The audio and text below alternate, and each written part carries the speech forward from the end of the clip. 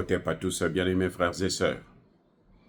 Entre l'Ukraine et la Slovaquie, ça ne marche plus. Le premier ministre slovaque, Robert Fico, menace l'Ukraine de représailles. Eh oui.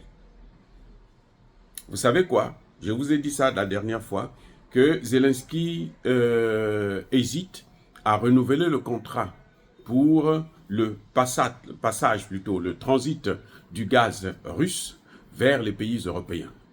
Parce que ça passe par là, par l'Ukraine. Et l'Ukraine a le droit de passage. Hein. Ah oui, c'est pas gratuit. Non. Si on vous a dit que c'est gratuit, c'est faux. C'est pas gratuit. Voilà. Mais l'Ukraine veut arrêter ce contrat parce qu'il se dit que personne ne doit consommer le gaz russe. L'Ukraine a oublié que l'Europe là est par terre à cause justement du pétrole et du gaz russe. Parce que si ces pays-là n'ont pas ce gaz-là, si l'Ukraine ferme cette porte-là, ça va coûter en 2 ans 120 milliards d'euros à l'Union européenne pour contourner l'Ukraine, pour acheter le gaz ailleurs. 120 milliards d'euros. L'Ukraine veut faire le chantage aux pays européens.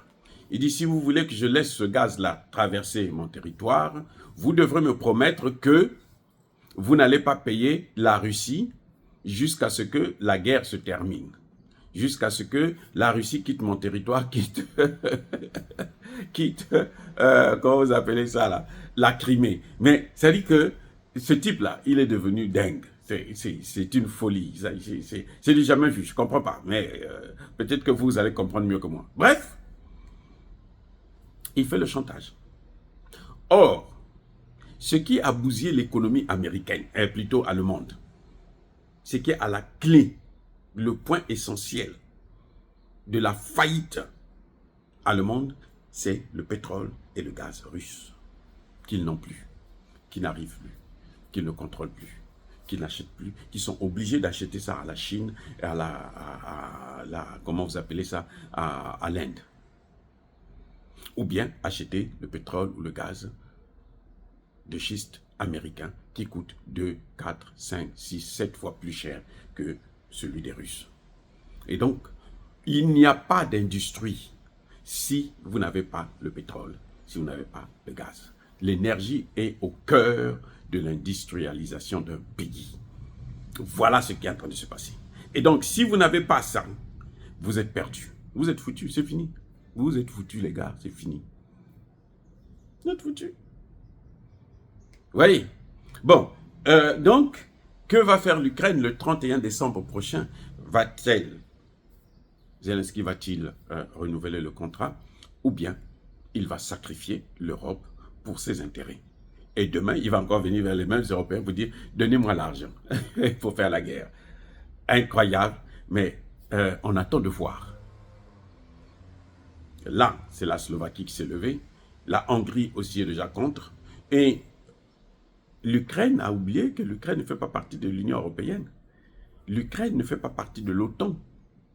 Alors que la Slovaquie fait partie de l'Union européenne, elle est membre de l'OTAN. Donc, elle a un mot à dire pour l'entrée de l'Ukraine, que ce soit dans l'Union européenne, que ce soit dans l'OTAN. Et elle ne sera pas seule, elle sera soutenue par d'autres pays, comme la Hongrie, comme même la Pologne. Il y a de fortes chances que même l'Allemagne puisse soutenir, puisque l'Allemagne aujourd'hui veut négocier avec Poutine pour arrêter cette guerre afin de relancer son économie. L'Allemagne ne veut pas négocier avec Poutine juste parce qu'elle veut, non. C'est parce qu'elle sait que s'il n'y a pas la paix avec la Russie, si le pétrole, l'énergie russe ne vient pas en Allemagne, eh bien, l'économie allemande aura du mal à se relever. Et l'Allemagne sait. Angela Merkel, dans ses mémoires, nous a bien précisé que nous savions, même les États-Unis savaient. Mais les États-Unis, Barack Obama a forcé, parce que c'est lui qui est à l'origine justement de cette guerre. Il a forcé, il dit, malgré le fait que, bon, il y a des accords, nous, on va continuer à donner des armes. Oui. Donc, l'Allemagne sait que l'avenir du continent, de l'Union européenne, est en train de se jouer là. Ce n'est pas parce qu'ils vont encercler l'AES, ce n'est pas parce qu'ils vont faire la guerre contre l'AES qu'il va changer quoi que ce soit.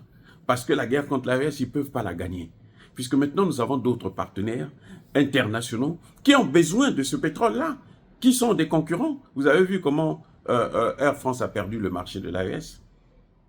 500 millions de francs CFA par jour au Mali seulement. Donc, dans l'AES, là, c'est presque 1 milliard que le Air France prenait par jour. Elle a tout perdu. D'autres sont venus, ils sont là, ils attendent.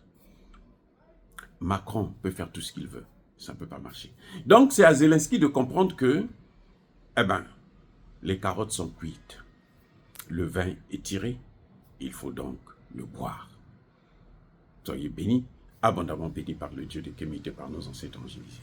Mais que tous ceux qui persécutent le continent africain, le pillent et le déstabilisent, qu'ils soient noirs, blancs, chinois, arabes, juifs, indiens ou qui qu'ils soient punis, maudits, foudroyés, neutralisés, écrasés, effacés par le Dieu de Kémité, par nos ancêtres angélisés.